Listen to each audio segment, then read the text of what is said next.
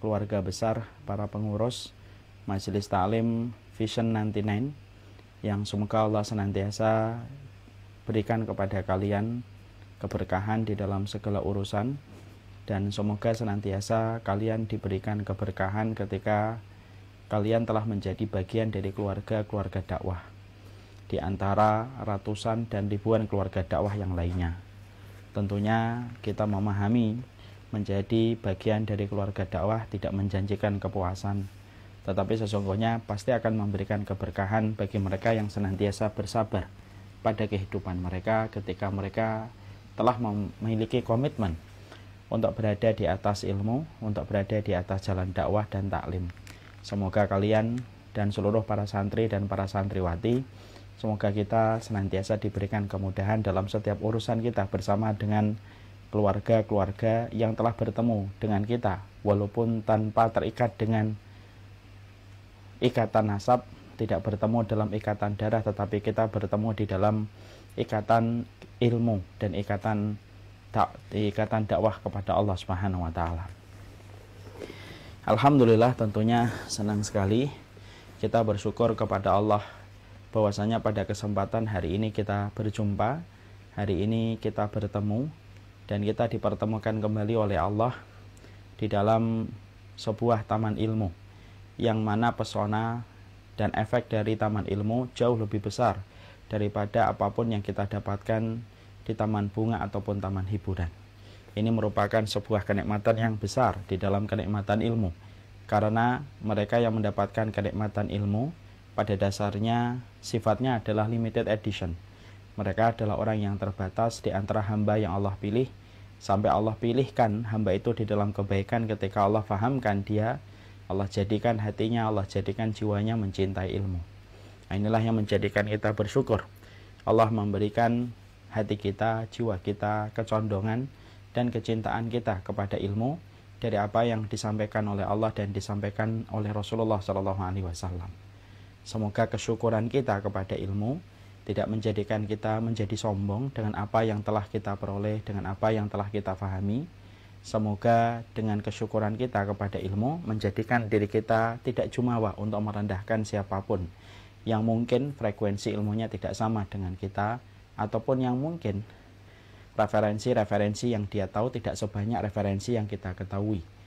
Siapapun yang dia senantiasa bersyukur pada setiap ilmu yang dia dapatkan, dan tentunya dia faham betapa bodohnya dia di dalam kehidupan, maka dia akan menjadi orang yang tetap tawadhu, hatinya tetap membumi walaupun ilmu Allah berikan kepadanya. Semoga dengan kita bersyukur yang semacam ini terhadap ilmu akan dimudahkan oleh Allah bagaimana kita lalu bisa beramal dan kemudian merealisasikan setiap apa yang telah kita pelajari. Dan semoga kita dimudahkan pula bagaimana kita mendakwahkan apapun yang telah kita pelajari, dan kita bersabar terhadap ujian yang kita peroleh dan risiko yang kita peroleh setelah kita mendapatkan ilmu dalam kehidupan kita. Inilah yang menjadikan kita bersyukur dalam setiap perkara. Syukur itu tidak menjanjikan kuantitas. Barang yang kita syukuri pasti akan bertambah. Karena agama ini bukan agama materialistik, bahwasanya setiap ibadah itu berbanding lurus dengan bertambahnya dunia. Tetapi ketika kita bersyukur, ketika mungkin tidak ditambahkan kuantitasnya, tetapi Allah pasti akan memberikan kepada kita kualitas dalam apapun hidup ketika kita berikan kesyukuran. Karena Allah sempurna mengiris kehidupan kita. Bukan yang salah apa yang diperoleh orang lain, tetapi yang salah adalah ketika kita melihat orang lain dengan kacamata tidak adanya syukur di dalam hati kita. Semoga Allah selalu menolong kita di dalam kita bersyukur, karena siapapun hati manusia, siapapun jiwa manusia tidak akan mampu bersyukur atas anugerah yang Allah berikan kepadanya sampai dia ditolong oleh Allah di dalam kehidupan bersyukurnya dia sebagai seorang makhluk. Maka disitulah yang kemudian menjadikan kita menjumpai dan mendapati bagaimana Rasulullah SAW tidak pernah absen. Beliau tidak pernah kelewatan setiap habis sholat. Ada satu zikir yang tidak pernah ditinggalkan oleh Nabi dalam keseharian ibadah beliau di dalam kehidupan. Allahumma a'inni ala dzikrika wa syukrika wa husni ibadatika. tolonglah saya untuk senantiasa berzikir kepadamu, bersyukur kepadamu, dan bagaimana beribadah yang benar kepadamu. Dan itu menunjukkan betapa besarnya hajat kita kepada pertolongan Allah, dan pertolongan Allah yang kita harapkan bukan hanya tumpukan harta yang mungkin diinginkan oleh sebagian orang, tapi sesungguhnya permintaan kita adalah supaya apapun anugerah yang Allah berikan kepada kita, Allah berikan kesyukuran. Kepada Allah kita bersyukur, dan kepadanya kita menggantungkan segala urusan kehidupan kita. Tentunya sebelum kita meneruskan kajian kita, bagaimana kita membahas sebuah buku, sebuah kitab, yaitu adalah Muslim Hebat. Tentunya saya menyampaikan bahwasanya kehidupan Islam itu tidak melulu hanya membicarakan tentang bagaimana kita di dalam beribadah kepada Allah. Tidak hanya membicarakan bagaimana kita sholat, tidak hanya membicarakan bagaimana kita puasa, dan tidak hanya membicarakan bagaimana kita bersedekah di jalan-jalan Allah yang tentunya bisa memberikan manfaat kepada banyak orang. Tetapi salah satu di antara cakupan kehidupan iman itu adalah bagaimana setiap ibadah yang kita lakukan itu membentuk karakter dalam kehidupan kita. Karena karakter building yang ada dalam kehidupan kita itu sebenarnya merupakan sebuah konsep yang sudah dikenalkan oleh Islam semenjak Islam ini didakwahkan oleh Rasulullah SAW. Karena kita menjumpai dan kita mendapati para sahabat Nabi itu dididik oleh Nabi. Bukan hanya mereka menjadi orang yang ahli ibadah, bukan hanya mereka itu dekat dengan Allah, tapi mereka dididik betul bagaimana mereka memiliki karakter yang luar biasa di dalam kehidupan mereka, sesuai dengan atmosfer yang ada di dalam kehidupan iman. Makanya kalau kita melihat para sahabat, kita melihat bagaimana karakternya yang kuat, kepribadian mereka yang begitu hebat, di samping ibadah dan ketaatan yang mereka lakukan dalam kehidupan. Dan inilah sesuatu yang menjadi satu paket yang harusnya tidak boleh dipisahkan. Orang muslim harusnya memiliki sebuah karakter di dalam kehidupan mereka ketika menjadi muslim. Tapi hari ini ironisnya, mungkin saya, mungkin kita, hari ini kita menjumpai bahwasanya antara ibadah dengan pembentukan karakter seakan-akan dua sisi yang ada pada tempat yang berbeda. Orang itu beribadah tapi belum tentu memiliki karakter yang baik. Bisa jadi dia ahli ibadah, tapi dia mungkin orang yang sering cari muka. Ada orang yang ahli ibadah tetapi ternyata sikapnya, walaupun dia rajin ibadah, dia sering menggadekan urusan akhiratnya untuk mendapatkan dunia. Dia mungkin sering ibadah tetapi ternyata dia tidak menepati janji. Padahal semua perkara itu merupakan bagian dari sebuah karakter yang harus kita miliki di dalam kehidupan kita beriman kepada Allah. Nah, inilah yang menjadikan kita harus betul-betul paham bagaimana pembahasan karakter building dalam kehidupan kita menjadi seorang hamba. Inilah sesuatu yang kita harus pelajari referensinya, karena menjadikan diri kita berkarakter itu tidak bisa didapatkan secara organik, tidak bisa didapatkan secara instan, tidak bisa didapatkan secara tiba-tiba. Menjadikan kita memiliki kepribadian yang betul-betul istimewa, memiliki kepribadian hebat, seiring kita beribadah kepada Allah di dalam sholat, seiring kita beribadah kepada Allah di dalam puasa, tentunya harus dengan referensi-referensi yang jelas. Jadi sebelum orang barat memperkenalkan tentang sebuah konsep karakter building dalam setiap training yang mereka sampaikan, yang ada dan tersebar di seluruh mancanegara, Islam itu sudah selesai tentang pembentukan karakter. Cuma selama ini kita terputus referensinya tentang bagaimana karakter seorang muslim dalam kehidupan imannya, bagaimana mereka dituntut untuk menjadi hebat. Bukan hebat di hadapan manusia, bukan hebat di hadapan makhluk, tapi kita memiliki karakter hebat di hadapan Allah Subhanahu wa Ta'ala dengan semua pencapaian dan semua lejitan potensi yang kita miliki dalam kehidupan kita. Nah, inilah yang menjadikan kita betul-betul kemudian mengerti betapa pentingnya materi bagaimana membentuk karakter kita, supaya karakter kita itu sebagaimana yang kita lihat dan kita jumpai di panggung sejarah kehidupan orang-orang hebat dari kehidupan para ulama-ulama terdahulu. Dan itulah yang menjadi latar belakang kenapa kita membahas kitab yaitu Muslim Hebat. Karena kita ingin membahas apa saja kriteria dan apa saja karakteristik yang harus dilakukan sama mereka yang senantiasa berkarakter hebat dalam kehidupan Islam dan keimanan mereka. Setelah kita kemudian membahas tentang mukaddimah itu, kemarin kita telah membahas beberapa poin.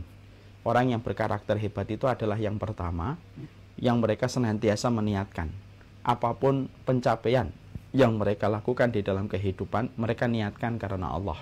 Siapapun yang telah mengkaitkan apapun hal yang besar di dalam kehidupan mereka karena Allah, maka itulah yang menjadikan dia kuat dan Allah memberikan pertolongan ketika Allah menyelesaikan proses akhirnya. Bedanya muslim, mukmin dengan orang kapitalis terletak salah satunya pada proses mengkaitkan apa yang dia lakukan. Orang-orang yang mereka terkena virus kapitalisme di dalam pikiran mereka, maka setiap pencapaian dan setiap mereka melejitkan potensi yang mereka miliki, maka mereka hanya ingin mendapatkan kedudukan dan positioning di antara manusia, berbangga-bangga, bermewah-mewahan, dan sederet keinginan-keinginan duniawi di balik setiap pencapaian yang mereka realisasikan dalam kehidupan mereka. Itu orang kapitalis. Orang yang beriman tentunya mereka selalu meniatkan itu karena Allah, dan tidak ada yang dia inginkan kecuali adalah bagaimana dia ketika meraih pencapaian dalam apa yang dia telah tetapkan, resolusi yang terwujud pada kehidupannya, maka setiap resolusi, setiap rencana, setiap planning yang dia miliki selalu dia menyertakan Allah yang pertama kali, sampai Allah yang kemudian membantunya menyelesaikan setiap prosesnya ketika dia telah meniatkan pada garis start. Semua yang dia lakukan untuk melejitkan potensi diri itu adalah semata-mata karena Allah. Ini sudah kita bahas. Yang kedua yang kita telah bahas adalah orang yang berkarakter hebat adalah orang yang mereka merendah, mereka membumi ketika mereka senantiasa memiliki role model, orang yang mereka jadikan inspiring dalam kehidupan mereka. Sebagaimana kita mendapati hadis Rasulullah SAW, ada sebuah hadis, kalaulah boleh kita berikan judul pada hadis ini, yaitu adalah menanamkan iri hati, melejitkan potensi diri. Karena ternyata Nabi di dalam sunnahnya memerintahkan kita dalam tanda kutip untuk iri hati. Dengan iri hati terhadap orang yang layak untuk kita iri hati kepada mereka, itu akan melejitkan potensi diri kita.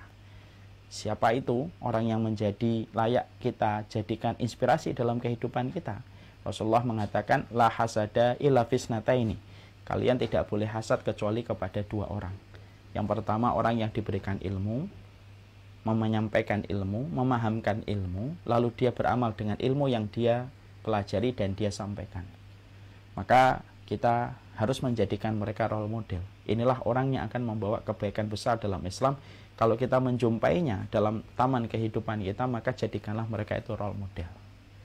Yang kedua kata Rasulullah, yaitu adalah orang yang diberikan harta, lalu dia menggunakan hartanya bukan untuk memiliki sederet barang branded, tapi dia memiliki barang-barang itu untuk menunjang kebaikan pada agama Allah sesuai dengan kontribusi yang dia berikan pada hartanya. Makanya Nabi berkata, kepada yang kedua kalian itu iri. Di mana iri kepada dua orang semacam ini menjadikan kita mendapatkan pahala yang sama dengan mereka. Jadi kalau kita melihat ada orang yang pintar banget, lalu kita berkata, saya kalau punya kepintaran, saya akan mempergunakan kepintaran saya sebagaimana beliau. Lalu kita menjumpai ada orang yang senantiasa memberikan kontribusi terbaik dalam harta istimewa yang dia miliki di jalan Allah. Lalu kita melihatnya dan kita berkata, kalau saya mendapatkan harta sebagaimana dia, saya akan mempergunakan harta saya sebagaimana dia, maka kita mendapatkan pahala sempurna. Dan itu akan melejitkan potensi diri kita, karena kita ketika sudah menjadikan seseorang itu menjadi role model, biasanya kita akan terpacu untuk mengikuti setiap langkah yang menjadikan dia mendapati posisi yang membuat kita melihat dia dari kejauhan penuh dengan kekaguman. Dan itu urusannya adalah akhirat. Makanya kita wajib untuk kemudian memahami betapa pentingnya kita itu untuk kemudian memiliki siapa orang yang layak untuk kita jadikan role model dalam kehidupan kita. Tanamkan iri hati, lejitkan potensi diri. Siapa orang yang kamu jadikan inspiring dan inspirasi dalam kehidupan kamu. Yang ketiga yang sudah kita lewati adalah karakter hebat di dalam kehidupan seorang muslim adalah mereka senantiasa mempergunakan waktu. Waktu bukan sebagaimana uang, bukan time is money. Karena kita bukan kalangan kapitalis yang selalu menakar sesuatu dengan uang. Tetapi sesungguhnya waktu itu sesuatu yang paling berharga dalam kehidupan kita. Dan seseorang yang mereka berkarakter hebat, mereka tidak pernah mempergunakan setiap waktunya kecuali untuk setiap ketaatan dan kebaikan. Maka inilah yang menjadikan mereka senantiasa memproduksi dalam setiap waktu yang mereka lewati dengan perkara-perkara yang bermanfaat. Mereka betul-betul memanage bagaimana waktu-waktu itu selalu berlalu pada sesuatu yang mendatangkan produktivitas dalam kehidupan mereka. Dan ini sudah kita bahas. Sekarang mari kemudian kita bahas. Yang keempat, salah satu di antara karakter muslim hebat itu adalah bagaimana setiap muslim ketika dia berkarakter di dalam kehidupan keislaman, keimanan di dalam kehidupannya, mereka itu adalah orang yang senantiasa mengaktifasi pikiran mereka. Jadi mereka betul-betul mempergunakan pikiran mereka pada sesuatu yang sifatnya itu membangun produktivitas dalam kehidupan mereka. Pikiran mereka diasah pada sesuatu yang bisa menjadikan kualitas dalam kehidupan mereka. Ingat ya, pikiran itu sesuatu yang paling berharga dalam kehidupan kita. Salah satu perkara yang paling berharga dalam kehidupan kita itu adalah pikiran kita. Makanya sampai orang-orang yang telah melewati asam garam kehidupan sering berkata, hati-hati dengan pikiranmu. Karena sesungguhnya pikiranmu itu akan mencerminkan bagaimana kualitas kehidupanmu.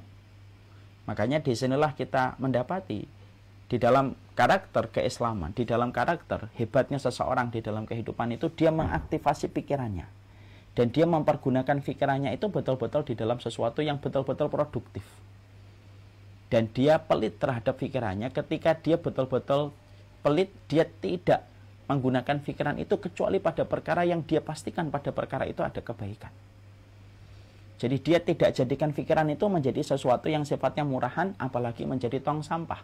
Menerima setiap informasi gitu, walaupun informasi itu recehan, yang sebenarnya dia tidak layak untuk memikirkan pikiran itu. Orang yang kemudian mereka itu memiliki sebuah kekuatan karakter, mereka bukan hanya menjadi orang yang memperhatikan waktu, sampai setiap informasi yang akan dia baca, yang akan dia terima, dia betul-betul memilih. Dan dia tidak jadikan bahwasanya pikirannya itu menjadi tong sampah untuk menerima semua informasi, walaupun informasi yang dia terima itu tidak membawa apapun manfaat dalam kehidupan dunia dan akhiratnya. Karena pikiran itu adalah sesuatu yang mahal. Pikiran itu sesuatu yang paling berharga, itu pikiran kita. Makanya perhatikan apa yang disampaikan oleh Umar bin Khattab. Umar bin Khattab itu mengatakan bahwasanya aslur rajul akluhu wa hasabuhu dinuhu wa mura'atuhu khuluquhu. Maka sesungguhnya Umar bin Khattab itu mengatakan di dalam salah satu quote emasnya Umar bin Khattab, beliau mengatakan bahwasanya manusia itu menjadi terhormat karena akal berpikirnya dia. Karena akal berpikirnya dia itu menjadi dia terhormat. Kemudian kehormatannya terletak bagaimana dia menjalankan agama ketika dia taat kepada Allah. Itu kehormatan dia. Dia taat, dia meninggalkan larangan. Maka akan menimbulkan izzah, akan menimbulkan kehormatan pada dirinya. Yang tidak perlu dibuat-buat. Kehormatan dan izzah itu dia peroleh dari rangkaian ketaatan ketika dia menjalankan agama. Kemudian Umar bin Khattab berkata, kemudian wa muru'atuhu khuluquhu, dan kemudian kewibawaan itu tergantung kepada akhlaknya. Maka kemudian disinilah kita mendapati bahwasanya ada 3 pokok penting dalam kehidupan seorang muslim ketika kita menyoroti, menjadikan perkataan Umar bin Khattab spotlight. Umar bin Khattab itu mengatakan bahwasanya manusia itu terletak dalam 3 hal. Akalnya, agamanya, dan akhlaknya. Karena pada dasarnya Islam itu ini. Bagaimana kemudian kita, pikiran kita. Yang kedua adalah bagaimana kita di dalam komitmen kita menjalankan apa yang diperintahkan, meninggalkan apa yang dilarang. Dan yang ketiga adalah akhlak. Yang kemudian kita akhirnya dapati inilah 3 perkara.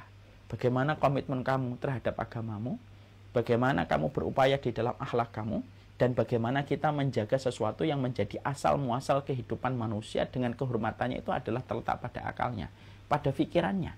Dan menjadikan akhirnya kita paham, pikiran itu sesuatu yang sifatnya mahal.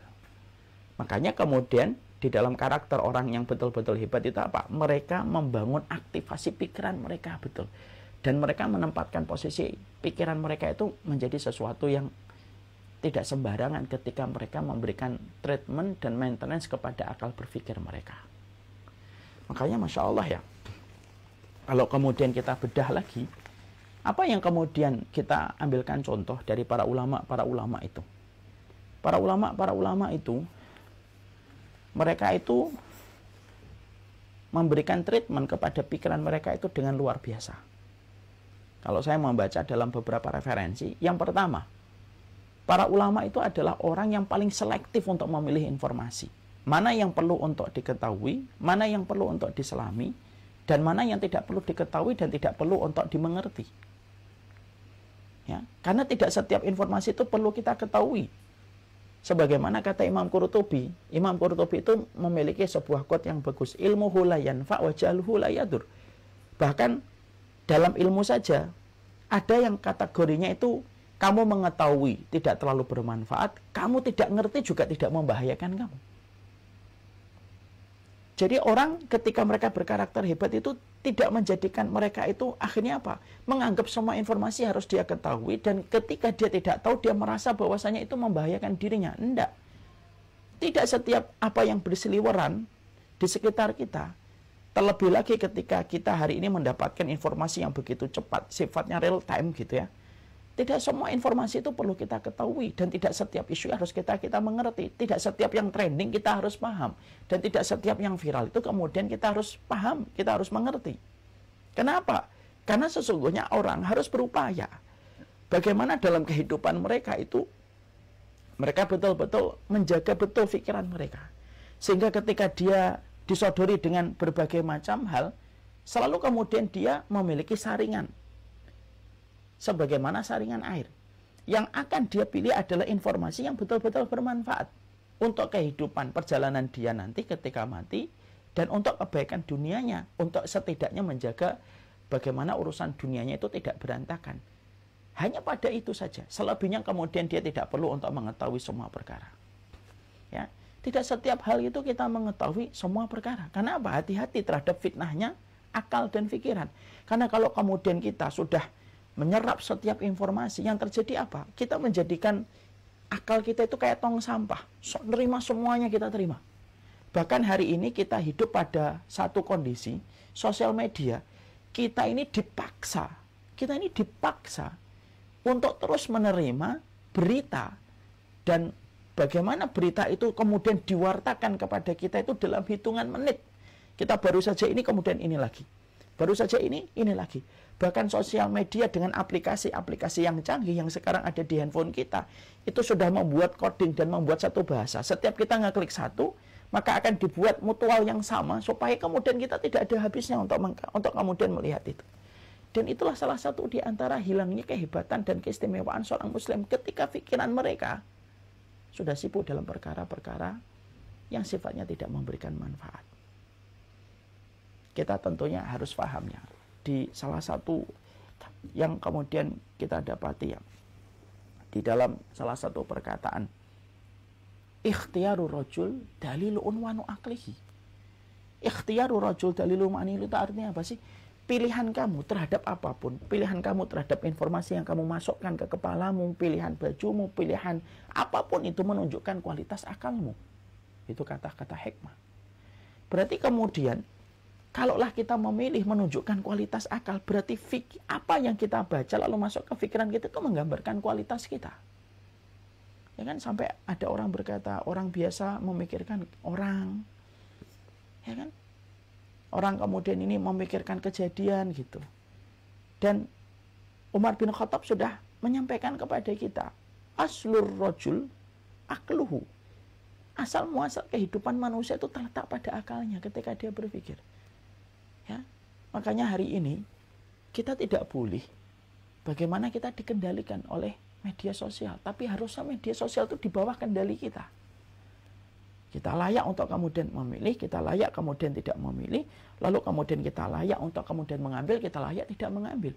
Jangan menjadikan diri kita dimulai dari pikiran kita, itu kemudian kita dijajah, dan akhirnya kita digiring supaya timbul berbagai macam narasi dan berbagai macam persepsi dan kesimpulan-kesimpulan yang diinginkan oleh orang di balik banjirnya berita dan informasi yang datang kepada kita.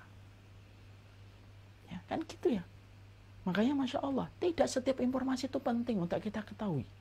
Makanya kalau boleh kita buat itu urgen, penting, tidak terlalu penting, tidak penting sama sekali. Dan kita harus memiliki itu, indikator-indikator itu apa? Sesuai dengan konteks kehidupan kita masing-masing. Ini urgen nih, penting nih. Dengarkan, masukkan ke pikiranmu. Ini penting, masukkan. Ini tidak terlalu penting, lihat waktu. Nah, ini nggak terlalu penting. Coba lihat hari ini kualitas kehidupan masyarakat ya, yang semoga Allah memberikan rahmat untuk kita semuanya. Kita ngambil contoh, bukan berarti kita merendahkan ya. Kita lihat kebanyakan manusia hari ini di sosial media, kita digempur dengan selalu isu-isu yang sebenarnya nggak terlalu penting. Keluarga ini bertengkar, sekarang ada pro dan kontra, kubu sana, kubu ini. Kita disuruh ngeliatin. Kita dipaksa untuk berkomentar, kita dipaksa untuk memberikan keberpihakan. Ayo, kamu berpihak yang mana? Yang sana atau yang sana? Terus, sekalinya kita buka, terus itu. Sekalinya kita buka, terus kita kemudian dipaksa, ditarik, terus tanpa kemudian kita bisa untuk menghentikan. Dan akhirnya apa? Pikiran kita diisi dengan perkara-perkara yang sampah.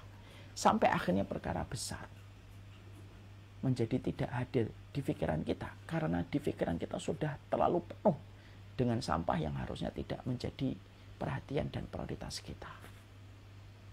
Ya? Apa yang terjadi?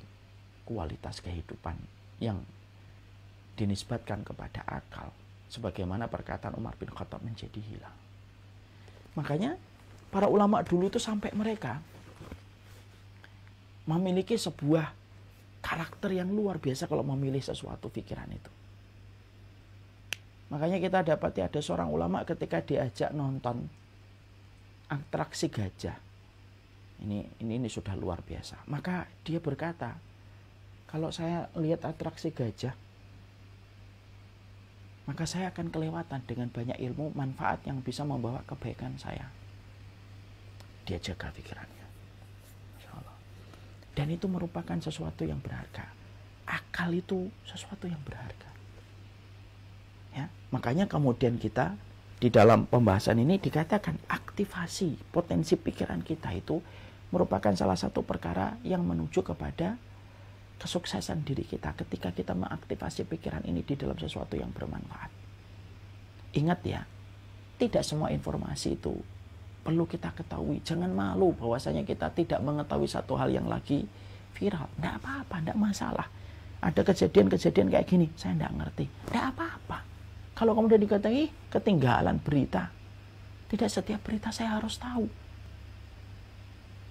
Ya, tidak setiap berita itu harus tahu. Ya, sebagaimana kemudian tidak setiap perkara itu harus kita ilmui kan. Contoh misalkan ada yang pernah berkata begini gitu. Ada yang dijelaskan oleh Imam Qurtubi. Buah yang dimakan oleh buah Nabi Adam itu buah apa? Beratnya berapa? Warnanya apa? Terus rasanya manis atau asam? Disitulah Imam Qurtubi lalu berkata, ilmuhu la yanfa wa jalhu la yadur.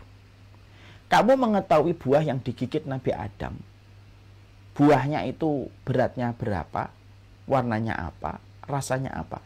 Itu pun kalau kamu tahu, tidak kemudian penting, tidak terlalu penting. Kalaupun kamu tidak tahu, tidak membahayakan dunia dan akhiratmu. Loh, sampai ilmu saja itu kemudian terkadang ada sesuatu yang memang nggak perlu kita ketahui, apalagi informasi yang jelas bahwasanya informasi belum tentu ilmu. Dan akhirnya kita juga tadi saya sampaikan, hati-hati terhadap fitnahnya akal ketika sudah betul-betul kita tidak punya kontrol terhadap pikiran kita. Bukankah banyak orang yang akhirnya depresi, insecure karena dia terlalu overthinking di dalam pikiran dia? Karena sumber penyakit itu ya dari pikiran. Nah, ketika saya ngobrol dengan Ustaz Zaidul, beliau berkata, hampir penyakit dalam itu selalu ada peran pikiran yang menciptakan berbagai macam problem di dalam organ tubuh. Karena apa yang kita pikirkan itu lalu kemudian tersalurkan itu kepada darah dan darah merasakan apa yang difikirkan. Makanya akhirnya kita paham kenapa kok sunnah itu sampai betul-betul mengarahkan jaga pikiranmu, jangan terima setiap hal, jangan kamu baca setiap informasi gitu. Karena ternyata memang secara medis terbukti, karena apa yang kita lihat, yang kita pikir, dia mengirimkan message kepada syaraf dan kepada darah. Darah itu akhirnya mendapatkan atmosfernya sesuai dengan apa yang dipikir. Makanya orang kalau overthinking itu bisa kemana-mana akibat yang ditimbulkan. Ya. Belum lagi dalam masalah yang lain. Orang itu kalau sudah ngikutin informasi terus, lalu dia terfitnah dengan akal. Makanya sampai Nabi itu berkata, ada orang yang terkena fitnah dengan akal. Sampai dia nanti bertanya, kalau Allah itu menciptakan kita, lalu siapa yang menciptakan Allah? Ini kan sudah keblinger. Karena kemudian akhirnya, dia itu terkena fitnah dari berbagai macam hal yang sebenarnya tidak perlu dia ketahui. Akhirnya numpuk-numpuk, layaknya sampah yang menumpuk-numpuk, lalu berubah menjadi cairan-cairan yang busuk dan kemudian memberikan penyakit bagi orang di sekitarnya. Dan itulah perumpamaan. Bagaimana kemudian kehidupan kita itu adalah bagaimana kita menjaga pikiran kita. Ini perlu nggak isu ini saya ketahui? Nggak perlu. Sudah. Nggak usah menjadi muslim yang harus responsif dalam setiap hal. Kita ini nggak dituntut untuk responsif dalam setiap hal, itu nggak usah. Kecuali dalam perkara yang penting, urgen, baru kemudian kita respon. Dan respon itu hasil dari apa yang kita amati. Tapi kita tidak dituntut oleh Allah untuk responsif dalam setiap perkara. Tidak setiap isu harus kamu paham.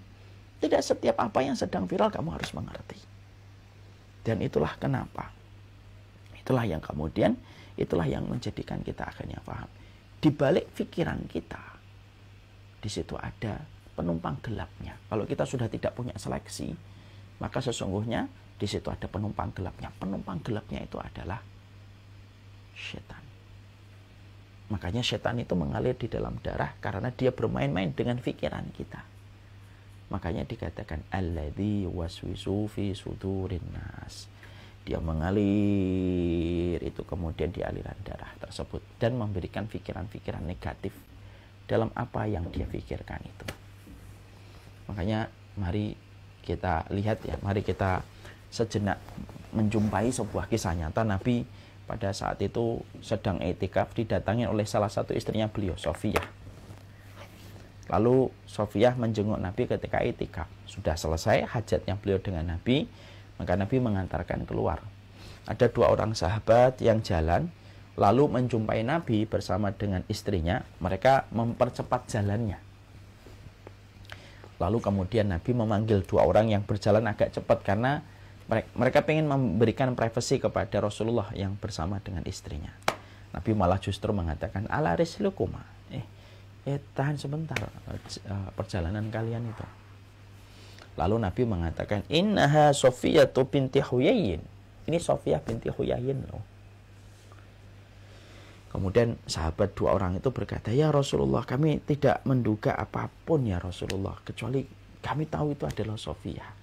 Kemudian Nabi menjelaskan, saya takut setan mencampakkan pikiran kepada kalian yang salah kalau saya tidak menjelaskan. Nah, disitulah kita akhirnya menjumpai betapa di balik setiap informasi ada penumpang gelap. Di balik setiap informasi itu adalah setan. Bukankah penyakit insecure salah satunya karena kita melihat dan melihat dan melihat, lalu kita masukkan apa yang kita lihat, kita pikir. Berubah jadi narasi, berubah jadi persepsi, lalu merubah menjadi narasi, dan akhirnya menjadi kesimpulan. Akhirnya timbullah insecure, ngelihat ini. Dan itu semuanya diproduksi, di mana produksi awalnya itu adalah bernama pikiran. Makanya betul kata Umar bin Khattab, aslur rajul akluhu. Bahwasanya inti seseorang itu disebut manusia itu ya karena akalnya. Makanya inilah yang menjadikan kita memahami. Makanya kalau sudah ngikutin akal tidak ada habisnya. Karena apa? Itulah yang disebut dengan fitnahnya akal. Akhirnya apa? Karena sudah mikir semuanya dan tidak punya ketundukan, keimanan di dalam hatinya, ya akhirnya ngikutin dan akhirnya menjadi liar. Karena pikiran itu kalau sudah liar, nah bisa kemana-mana. Dan akhirnya menyebabkan dia menolak ayat, dia bisa menolak hadis. Karena apa? Karena apa yang dia pikir lebih baik daripada apa yang dia jumpai di dalam kitabullah dan hadis. Ya, makanya hari ini kan kita menjumpai, ya, hari ini kita betul-betul menjumpai itu banyak betul orang-orang yang ngomong dengan pikiran dia. Kalau menurut pikiran saya sih begini, kalau menurut saya itu begini. Dan itu adalah produk dari derasnya informasi yang terus dijadikan sebagai sesuatu yang dipikir, dan kita menjadikan pikiran kita sebagaimana layaknya sampah. Maka kemudian yang pertama tentunya selektif. Yang kedua tentunya adalah bagaimana cara kita mengaktifasi pikiran ini supaya pikiran kita betul-betul menjadi pikiran yang betul-betul produktif, yaitu adalah senantiasa dipakai pada sesuatu yang sifatnya mengasah ketajaman pikiran kita. Kenapa sih di dalam Islam itu ada perintah untuk berzikir? Karena berzikir itu mengaktifasi pikiran supaya kita tidak kosong pikiran kita. Ya, pikiran kita tidak boleh kosong. Karena pikiran itu dalam beberapa sisi, pikiran itu sebagaimana elektronik, barang elektronik. Ya, jadi pikiran dan barang elektronik itu hampir sama. Kalau kita punya barang elektronik, nggak kita pakai, bukannya tambah awet tapi cepat rusak. Ya, contoh nih, rumah saya beberapa waktu yang lalu, kita punya printer, qadarullah pada waktu awal-awal tahun, karena banyak sekali yang harus di-print, ya di-print. Setelah itu lama kita tidak nge-print. Ketika pertama kali dipakai lagi setelah beberapa bulan tidak dipakai, pertama kali ketika nge-print, ya gambarnya rusak, warnanya pecah, dan ternyata juga kemudian ada error. Mungkin elektriknya juga elektriknya rusak karena lama nggak dipakai. Sama, bahwasanya pikiran itu sama dengan barang elektronik. Kalau tidak dipakai, ya dia akan kemudian rusak dia. Makanya di dalam Islam itu kenapa ada perintah menghafalkan Quran? Untuk mengaktifasi dan menajamkan pikiran. Saya itu Masya Allah ya, saya ini dulu dari kecil ada kebiasaan bapak saya yang dulu beliau sampaikan kepada saya, walaupun saya nggak istiqomah melakukan, tapi saya masih ingat ketika waktu SD bapak saya itu menyampaikan begini, nak, kalau kamu pingin kuat hafalanmu, pingin kuat pikiranmu, sebelum kamu tidur, kamu ingat kembali apa yang kamu lakukan dari semenjak bangun tidur sampai mau tidur. Jadi misalkan hari ini hari Jumat, tanggal 21. Maka nanti malam kalau tidur, saya pikir tadi pagi subuh ngapain, begini, begini, terus sampai satu hari kamu ingat aktivitas yang kamu lakukan. Kalau kamu sudah terbiasa satu hari, tambah 2 hari. Tambah 2 hari. Maka kemudian setelah 2 hari gitu, apa sih yang kamu pikirkan kemarin? Kemarin itu hari apa sih? Oh, kemarin hari Kamis. Apa sih yang kita pikirkan hari Kamis itu? Kalau kamu sudah bisa 2 hari, tambah 3 hari, tambah 4 hari, tambah 5 hari. Pikiranmu akan encer. Akalmu akan terasah kalau kamu bisa melakukan itu. Lepas dari apa yang beliau sampaikan bapak saya, ternyata di sini kita mendapati bahwasanya termasuk aktivasi orang muslim yang hebat itu apa? Memang tidak boleh membiarkan pikirannya itu melamun, tidak terasah, tapi betul-betul diasah setiap waktunya. Dia selektif ketika dia menerima informasi. Yang kedua, dia asah. Dia tidak biarkan pikirannya itu berhenti. Fa'idha faragta fansab, kalau dia sudah selesai terhadap satu hal, dia berpindah kepada hal yang lainnya. Dia asah terus. Lalu kemudian dia ketika mengasah pikiran itulah yang menjadikan dia betul-betul hidupnya itu sesuai dengan apa yang dia pikir. Dia menjalani kehidupan tidak hanya autopilot, tapi dia betul-betul menjalani kehidupan itu, dia ngerti dan dia pikirkan detailnya dan besarnya itu tidak lepas dari apa yang dia pikir. Karena terasah dan kemudian dia gunakan untuk memikirkan sesuatu. Habis ngaji dari sini saya begini, habis saya nyampaikan ini, nanti saya ini, nanti kemudian sholat asarnya jam segini, nanti setelah sholat asar saya ini, kemudian ini. Dan dia betul-betul menaruh perhatian dalam setiap apapun yang dia lalui ketika dia betul-betul sadar. ketika pikirannya selalu terasah dengan apa yang dia kerjakan. Orang Barat menyebutnya dengan konsep mindfulness. Sebenarnya mindfulness yang baru ditemukan beberapa tahun ini, itu sebenarnya sudah ketinggalan. Dalam Islam itu sudah ada ribuan tahun lalu yang disebut dengan istihdharul qalbi. Istihdharul qalbi itu menghadirkan hati, memberi makna pada setiap yang kita lakukan. Manusia itu kan terkadang suka sekali ke distract. Ya, ada sesuatu langsung kemudian kita pindah mikirin yang lainnya gitu. Akhirnya apa? Kehidupan kita sering sekali berjalan hanya sekedar autopilot. Tapi tidak ada makna yang kita berikan pada setiap aktivitas. Mungkin dia jalan, mungkin dia sholat, tapi pikirannya tidak di sholat. Ya, dan itu merupakan salah satu di antara problem. Makanya akhirnya ketika saya baca tentang konsep istihdharul qalbi, menghadirkan hati, memberi makna dalam setiap yang dilakukan, artinya hidupnya berkesadaran dalam setiap hal yang dia kerjakan. Disitulah kita baru bisa, ya, disitulah kemudian kita baru mengetahui ya, bahwasanya kalau kita ditanya kenapa ya ada orang rajin sholat tapi kemudian dia bisa stres, mungkin dia sholat tapi pikirannya tidak di sholat. Makanya kalau kita perhatikan agama kita itu agama yang betul-betul memberikan kesadaran penuh kepada setiap para pemeluknya. Makanya kenapa ada doa itu banyak. Doa masuk kamar mandi ada, doa keluar kamar mandi ada, doa mau makan ada. Supaya ketika kita berdoa itu ibarat kayak kejutan listrik ke otak kita. Nih mau makan nih, bismillah dengan nama Allah. Ini sudah selesai nih, alhamdulillahilladzi atamana wasaqana min ghairi haulin wala quwwatin. Masuk kamar mandi, tek, oh. Kemudian Allahumma inni a'udzubika minal khubusi wal khaba'is. Supaya memberikan terus kesadaran di dalam kita berpikir makna yang kita berikan pada setiap aktivitas yang kita kerjakan.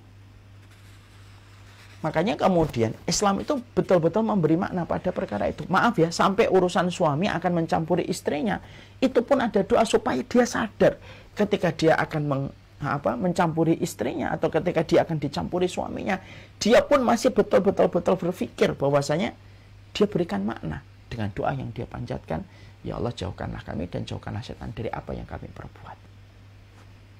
Jadi betul-betul tidak dalam kondisi kosong, pikirannya melayang kemana-mana. Makanya kenapa khusyuk itu di dalam sholat menempati pahala yang besar dalam setiap sholatnya seorang hamba.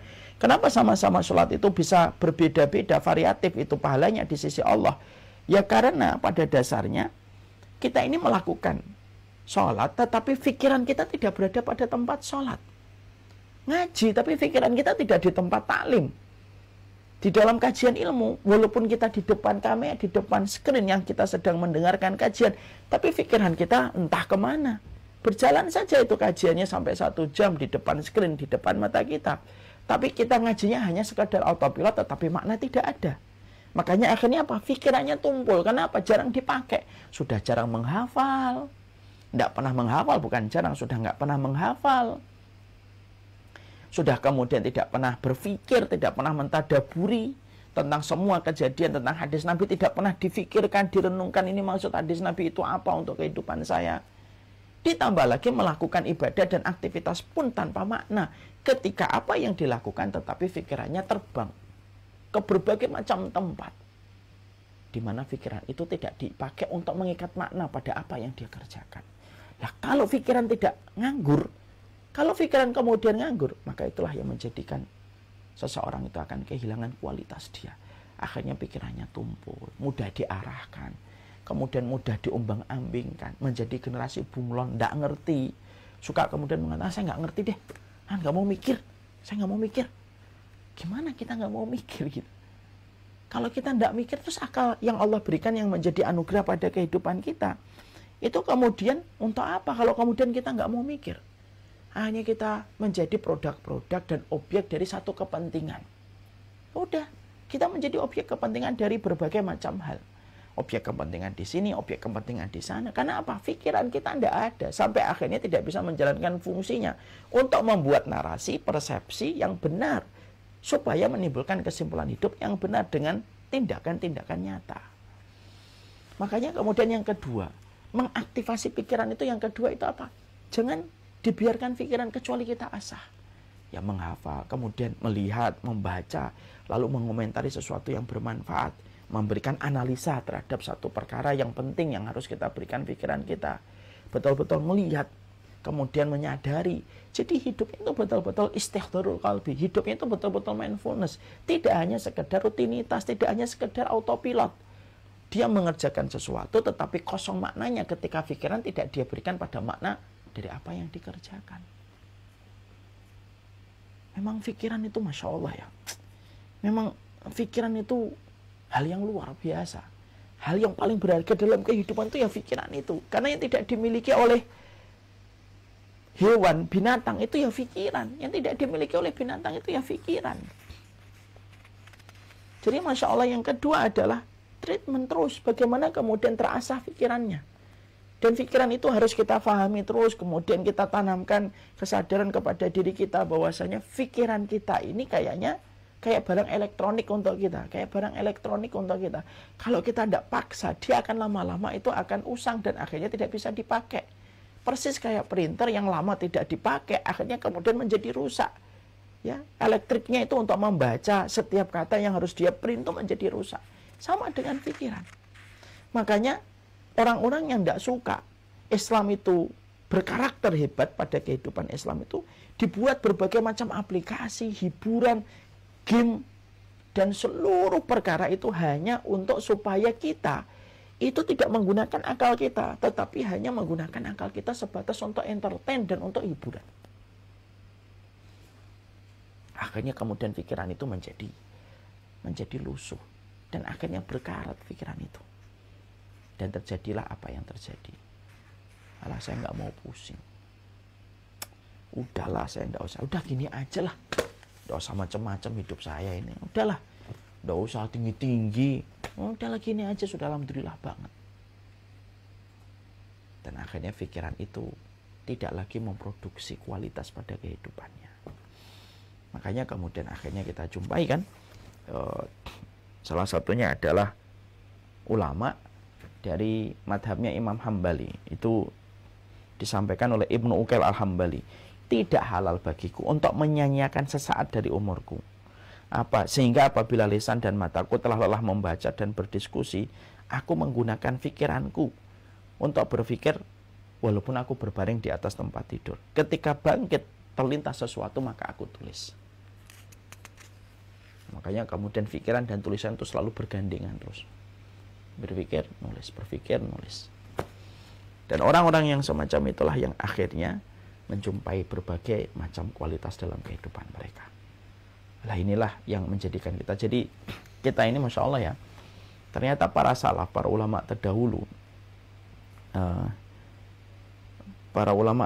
itu ternyata Masya Allah ya, ternyata bukan hanya menyampaikan kepada kita perbanyak sholat duha, perbanyak puasa sholat tahajud. Bukan hanya itu agama kita, tapi ternyata sampai karakter building kita, sampai ngatur pikiran pun diatur ilmunya. Cuma ironisnya adalah kita semua ini produk dari satu kondisi waktu yang terputus referensinya dari generasi terbaik umat ini, dari kalangan para ulama terdahulu. Sampai mereka itu Masya Allah ya, sampai kemudian mereka itu menyampaikan, mengaktifasi pikiran. Bagaimana pikiran tidak boleh terlalu banyak menerima informasi, sudah dijelaskan oleh mereka. Bagaimana kemudian pikiran tidak boleh terhenti, harus terus diasah terus. Maka itulah yang akan menjadikan pikiran kita ketika positif, akan menjadikan kualitas dalam kehidupan kita. Kita selama ini merasa saya nggak dosa kok, tapi kita terima informasi gitu dan tidak sadar. Allah menganugerahkan saya, Allah menganugerahkan fikih kepada kalian pikiran yang sifatnya mahal betul. Tapi justru pikiran kita itu justru menjadi tong sampah dari semua informasi yang sebenarnya tidak perlu kita ketahui. Kita dipaksa oleh sosial media. Nih kejadian ini, kamu sudah tahu kejadian ini? Sudah tahu kemudian kejadian ini? Terus kita akhirnya ngikutin terus. Gak ada ujungnya dari apa yang kita ikutin. Dunia gak dapat, akhirat juga gak dapat apa-apa. Yang kedua, asah pikiran kita. Makanya kemudian kita jadikan, kenapa ada menghafal di dalam Islam, kenapa ada doa, kenapa ada kemudian zikir, semuanya itu merupakan bagian dari cara mengaktifasi pikiran untuk menuju kepada kesuksesan diri kita. Ya, makanya Masya Allah, inilah pentingnya dalam kehidupan kita. Kita belajar pada kesempatan hari ini. Orang yang berkarakter istimewa adalah orang yang paham betapa berharganya akal dia di dalam berpikir. Aslur rojul akluhu, kata Umar bin Khattab. Kualitas manusia itu pada akal berpikirnya dia. Maka ketika kita mengetahui perkataan Umar bin Khattab ini, Masya Allah ya, disitulah kita paham dua. Pastikan kita selektif untuk menerima informasi yang kita terima di akal pikiran kita. Moga-moga saya, kalian tidak menjadikan akal pikiran yang mahal. Akhirnya kita jadikan tong sampah ketika kita terlalu murah memberikan harga pada akal pikiran kita. Jangan pergunakan kulkas untuk menjadi tempat pakaian, karena itu terlalu mahal. Jangan gunakan pikiran ini untuk menjadi tong sampah. Yang kedua, diasah. Makanya kan di dalam kita mentadaburi doa, mentadaburi ayat, berpikir terus supaya pikiran kita tidak dikuasai oleh bisikan setan, dan supaya setan tidak menjadi penumpang gelap dalam setiap apapun yang kita pikirkan. Wassallallahu ala nabiyina Muhammad walhamdulillahirabbil alamin. Nah, disinilah kita tentunya mempelajari di dalam kenikmatan hari ini. Semoga Allah senantiasa memberikan keberkahan kepada kita. Kemudian bagaimana karakteristik Muslim hebat yang lainnya? Insya Allah kita akan bahas pada pertemuan kita selanjutnya. Wassalamualaikum warahmatullahi wabarakatuh. Ini yang dapat saya sampaikan bersama Majelis Taklim Vision 99. Saya serahkan kembali kepada Mbak Ica sebagai moderator kita pada kesempatan hari ini. Baik, syukron jazakallah khair Ustaz. Untuk materinya Masya Allah sekali teman-teman ya. Ternyata saya sampai merinding Ustaz, ternyata pikiran itu tuh benar-benar segala sumbernya Ustaz ya gitu. Jadi semoga kita bisa lebih wise, bisa lebih bijak teman-temannya untuk bisa menggunakan pikiran kita. Nggak apa-apa juga ternyata nggak mengetahui segala informasi karena pikiran itu mahal gitu Ustaz ya. Oke teman-teman, sekarang saya persilahkan untuk teman-teman kalau misalnya mau bertanya kepada Ustaz, mau berinteraksi, bisa klik pertanyaannya ditulis di kolom Q&A atau boleh juga klik raise hand. Dan di sini sekarang sudah ada yang bertanya Ustaz. Saya izin untuk ke pertanyaan yang pertama. Silahkan. Assalamualaikum Ustaz, semoga Allah berkahi. Izin bertanya, jika kita tidak bisa mengendalikan emosi dan amarah, apakah itu juga salah satu tanda kita belum menghadirkan diri kita dalam ibadah kita Ustaz? Tolong kasih sarannya ya Ustaz, terima kasih. Pada saat kita marah berarti, iya, pada saat kita marah berarti pada saat itulah kita tidak menghadirkan makna pada apa yang kita lakukan.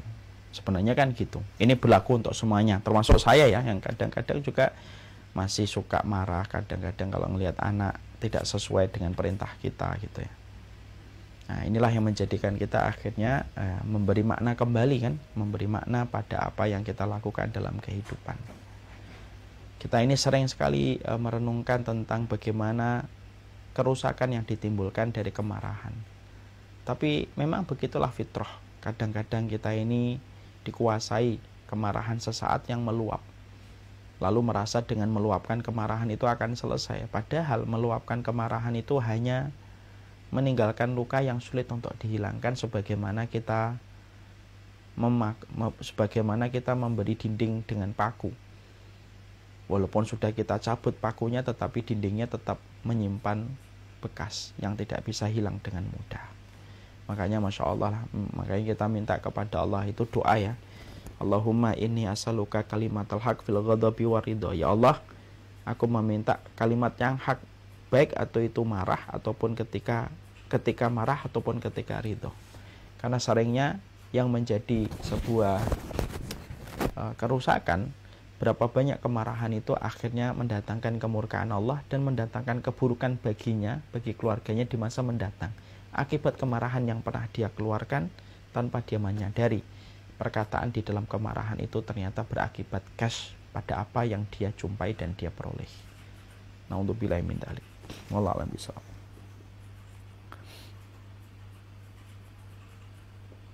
Baik, syukran Ustadz. Untuk pertanyaan selanjutnya, ada pertanyaan juga Ustadz, mohon maaf Ustadz, tadi penyebutannya bagaimana? Istidorul kolbi, betul Ustadz ya? Istihdarul qalbi. Alif sin. Istidorul kolbi. Iya. Alif sin ta ha dot ro. Alif lam qaf lam ba. Istihdarul qalbi. Oke, baik. Semoga jelas teman-teman ya. Dan sekarang pertanyaan selanjutnya. Assalamualaikum Ustadz. Jika kita sudah di posisi overthinking dan membuat kita jadi insecure bahkan menjadi rendah diri, apa yang harus segera dilakukan ya Ustadz agar kita bisa keluar dari kondisi seperti itu? Jazakallahu khair Ustadz. Puasa sosial media. Itu salah satunya. Kalau kemudian kita puasa sosial media Ustadz ya? Iya. Karena terkadang kan gini Umu ngerasain nggak? Tolong saya dibenarkan kalau salah. Overthinking itu ketika kita terlalu banyak melihat. Apa yang terlalu banyak kita lihat akhirnya menjadikan kita terlalu banyak membandingkan. Ketika kita terlalu banyak membandingkan, kita menjadi akuntan paling handal atas apa yang belum kita peroleh dan menjadi amnesia terhadap apa yang kita dapatkan. Itu kan satu paket.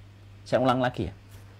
Orang kalau sudah terlalu banyak melihat, maka akhirnya dia akan banyak membandingkan. Sadar atau tidak sadar akan membandingkan. Kalau kemudian dia sudah banyak membandingkan, maka proses berikutnya, dia akan menjadi akuntan paling handal untuk menghitung apa yang belum dia peroleh, tetapi dia menjadi amnesia terhadap apa yang belum dia dapatkan. Betul atau tidak, Betul, Ustaz. Berarti kemudian cara kita simpel, sederhana. Puasa sosial media ketika sosial media itu menjadikan kamu banyak melihat, banyak membandingkan, lalu hanya menjadikan dirimu menjadi akuntan handal terhadap apa yang belum kamu peroleh. Yang kamu risaukan itu bukan apa yang belum kamu peroleh, tetapi yang kamu risaukan adalah belum bersyukurnya kita terhadap apa yang telah kita dapatkan. Apa yang kita dapatkan hari ini mungkin tampaknya biasa, sensasinya sudah hilang karena sudah kita dapatkan. Tanpa kita sadari, berapa ribu mata yang melihat kita dari kejauhan dan menginginkan apa yang kita peroleh. Pada profesi yang terkadang kita jemu, pada profesi yang terkadang kita bosan, ternyata ada mata yang menginginkan kedudukan itu. Dan betapa bersyukurnya dia kalau mendapatkan apa yang kita dapatkan hari ini. Tapi kalau orang banyak memandang, lalu membandingkan, dia tidak akan mampu melihat apa yang telah dia peroleh. Karena dia akan menghitung dan menjadi akuntan paling handal untuk menghitung apa yang belum dia peroleh. Batasan kita dengan kebahagiaan itu bagi orang yang terlalu materialistik hanya pada barang yang belum kita miliki. Kan itu saja. Sekali lagi, batasan antara kita dengan kebahagiaan itu hanya pada barang yang belum kita miliki. Kalau kita selalu menstandarkan kebahagiaan itu memperoleh apa yang kita mau, ya akhirnya begitu terus. Kenapa banyak produk branded mahalnya luar biasa? Terkadang nalar kita tidak bisa untuk memaklumi. Misalkan ada harga begini kok harganya sampai ratusan juta. Padahal barangnya hanya seuplik gitu, hanya kecil. Tapi kenapa kok tetap ada orang yang berderet itu untuk membelinya? Karena barang itu diciptakan kepada orang yang terlalu membandingkan dirinya dengan orang. Barang itu tidak akan pernah laku pada orang yang tidak terlalu membandingkan dirinya dengan hidupnya orang lain. Wallahu a'lam bishawab. Baik, syukran Ustadz. Sekarang ada pertanyaan juga, Ustadz. Saya izin ke pertanyaan selanjutnya. Ini berkaitan juga dengan hal pikiran, Ustadz, begitu ya. Ini ada pertanyaan, Ustadz, bagaimana cara kita bisa merawat pikiran kita agar kita bisa istiqomah gitu, Ustadz. Bagaimana Ustadz? Kalau tadi kan udah tahu ya Ustadz, kalau misalnya pikiran itu segala sumbernya gitu, kalau bisa istiqomah nih, cara merawatnya bagaimana Ustadz ya? Satu, banyaklah berdoa kepada Allah. Semoga pikiran kita adalah pikiran yang senantiasa disibukkan oleh Allah di dalam perkara yang baik. Yang kedua, hiduplah pada satu komunitas yang membangun atmosfer yang positif. Kalau kita ngerasa bahwasanya sama fulan tidak baik, ya sudahlah. Menurut kita, ya tidak usah kita musuhi, ya ternyata ya sudah, standar aja sudah. Ya sebagaimana berteman biasa aja. Kalau ternyata atmosfer yang kita dapatkan ternyata membawa bad influence untuk kita. Penyakit buruk itu menular, sebagaimana sesuatu yang baik itu menular. Kalau kemudian kita terbiasa sama orang yang berpikir mentadaburi ayat, wah ini ayat ini ternyata begini, ayat ini tadaburi itu dalam, kita akan termotivasi itu. Dan itu yang harusnya kita lakukan. Wallahu a'lam bishawab. Baik, alhamdulillah, semoga terjawab teman-teman ya. Ustadz, kira-kira masih bisa untuk 2 pertanyaan lagi Ustadz? Ya, boleh. Terakhir ya, 2 pikiran ya Baik. 2 pertanyaan ya. Karena ada 2 teaser yang nanti kita akan sampaikan. Baik, siap Ustadz. Ada 2 pertanyaan terakhir. Yang pertama adalah bagaimana dengan fenomena anak-anak muda yang masuk ke dalam pelician jiwanya sendiri Ustadz, yang menyebabkan mereka tidak mengetahui keadaan umat dan juga permasalahannya saat ini Ustadz? Tidak boleh, karena inti dari penyucian jiwa itu adalah kita mengkoreksi yang salah supaya menjadi benar. Nah ini tinjauannya cukup panjang nih. Kapan-kapan kita harus bahas. Apakah kita ini cukup menjadi sholih, ataukah kita ada status yang lain selain menjadi sholih? Ternyata menjadi sholih tidak cukup. Menjadi sholih is not enough. Harus menjadi muslih. Muslih itu apa?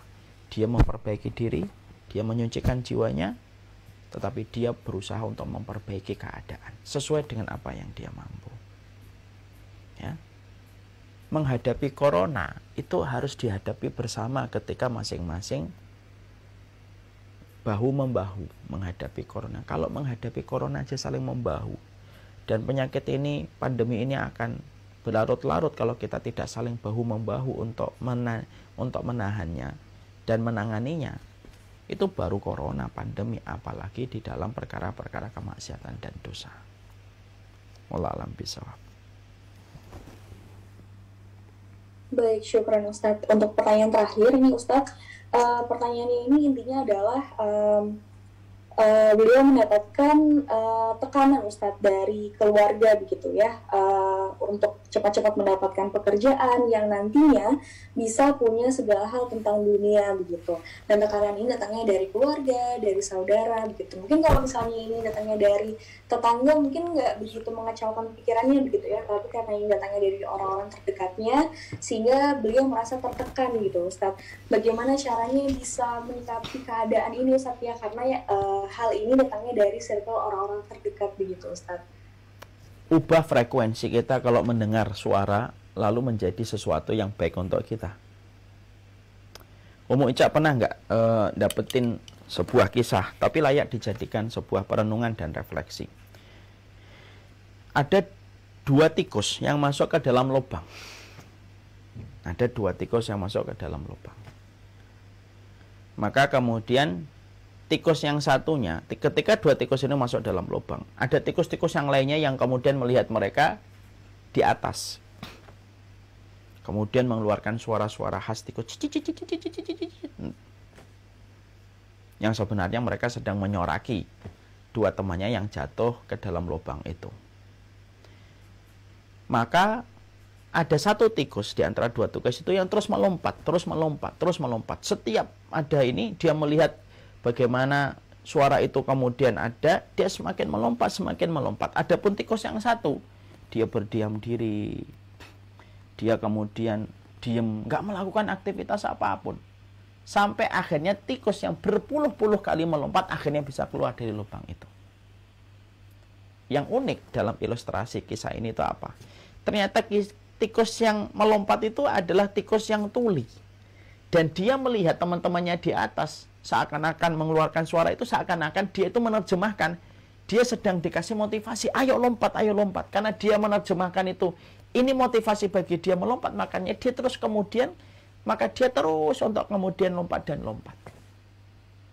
Beda dengan tikus yang satunya tidak tuli, akhirnya dia tahu, ini teman-temannya itu nyorakin dia dan membuli dia ketika jatuh.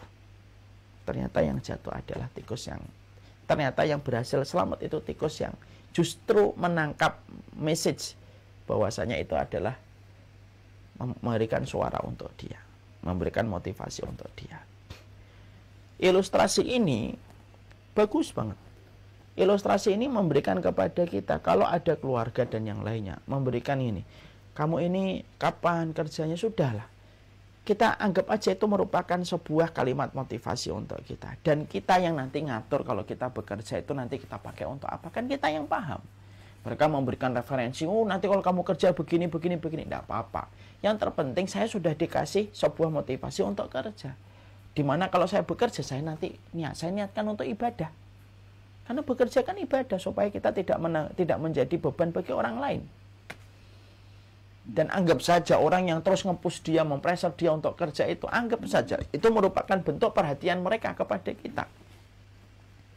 Selelah-lelahnya kita, ketika kita dikomentari oleh orang tua kita, ditanya sama kerabat kita, itu lebih lelah mereka yang hari ini tidak ada lagi orang tuanya.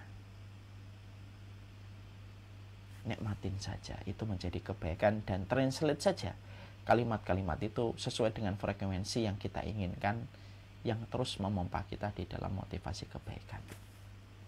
Paham, Alhamdulillah baik, berarti sudah terjawab pertanyaannya ya teman-temannya. Afwan, teman-teman kalau misalnya ada pertanyaan yang belum sempat terjawab, semoga di pertemuan berikutnya bisa berinteraksi lagi dengan Ustadz begitu ya.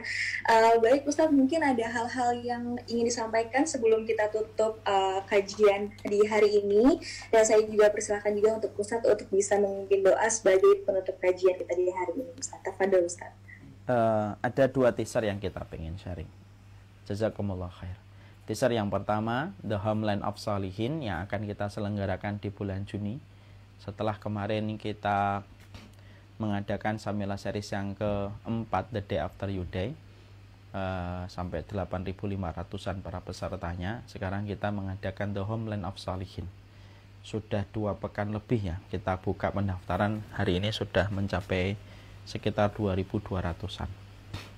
Maka silahkan bergabung, nanti kita bareng-bareng di grup, kemudian kita sama-sama menambah ilmu sampai nanti penayangan The Homeland of Shalihin di bulan Juni. Wah, masih lama Ustaz? Iya, karena kami ingin memberikan yang terbaik. Inilah teasernya.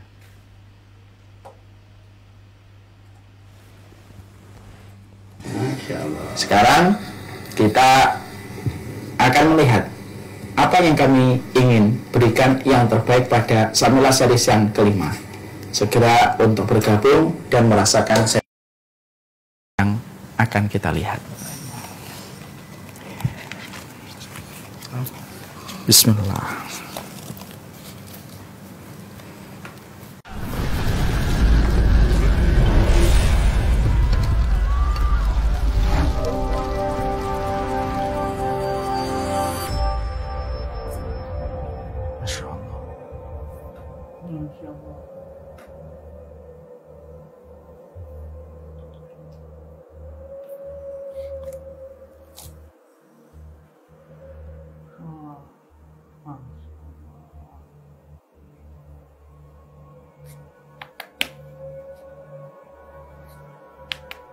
Khi,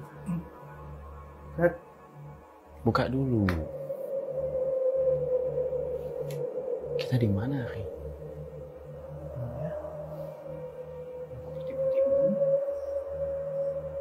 Kita belum meninggal kan?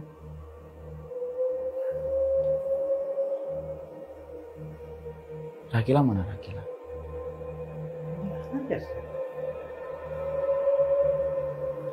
Coba pakai lagi ya, Khi.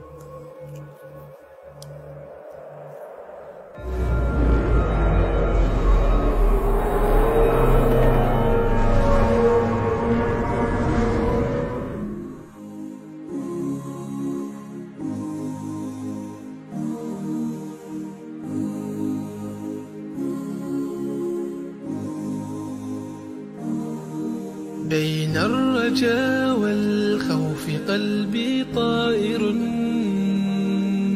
ومن اليقين النور بيض جوانحي، فوق السحاب يطير حرا مدركا نسمو كماله، للكون وجه آخر نحيا. أنا صنعة أوجدتها يا باري، وملكت فيها معصم الإيمان، للحق والعدل التواصي، بالجمال عبادة،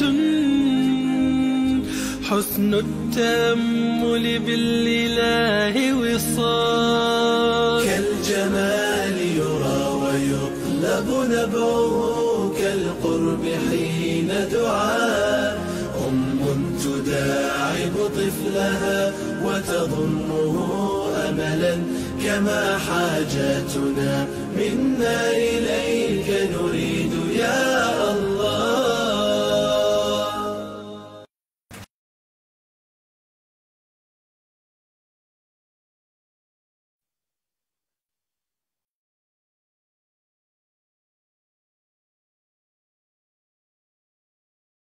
Karena kita selalu berkomitmen pada track ilmu, supaya umat ini betul-betul lunut dan sistematik di dalam proses pembelajaran mereka.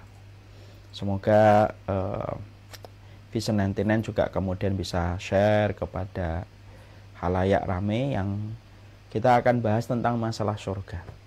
Dan ini pembahasan surga ini merupakan anti klimaks dari apa yang sudah kita bahas tentang masalah neraka, the day after you die.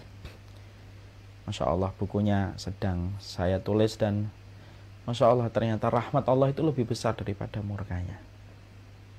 Banyak kisah-kisah nyata yang Masya Allah disampaikan oleh Nabi, yang selama ini jarang kita ketahui di dalam kitab para ulama, yang ternyata ketika kisah-kisah ini tuh membangkitkan betul semangat kita. Jangan sampai lupa mengikuti the homeland of salihin, perjalanan pulang hamba yang beriman ke taman surga. Silahkan mendaftar, ketik bit.ly apa sih, kemudian homeland, ada itu, kemudian nanti di kolom chat nanti kemudian admin yang menyampaikan ya. Bagi yang pengen mendaftar, Fadil, nah yang di Instagram tolong dikasih caranya untuk pendaftaran. Kemudian teaser yang kedua. Banyak laki-laki yang terkadang bercanda di depan istrinya tentang poligami. Mereka menganggap itu hanya guyonan dan lelucon, bukan sesuatu yang sifatnya melukai hati. Tapi di sisi yang lainnya, ternyata banyak sekali wanita yang menganggap ketika mendengar suaminya bercanda dan berkelakar tentang masalah poligami, tanpa disadari kaum laki-laki itu mengguret luka di hati seorang wanita. Itulah hal-hal kecil yang sering kita tidak sadari. Banyak hal-hal yang terkadang kita lakukan dalam kondisi kita pandang itu lelucon dan kelakar, tapi ternyata sejatinya bisa melukai hati seorang wanita. Apa saja kata hati wanita yang jarang kita ketahui sebagai laki-laki tentang masalah ini? Mari kita dengarkan obrolan antara saya dengan Ummu Basam, antara poligami dan kata hati wanita.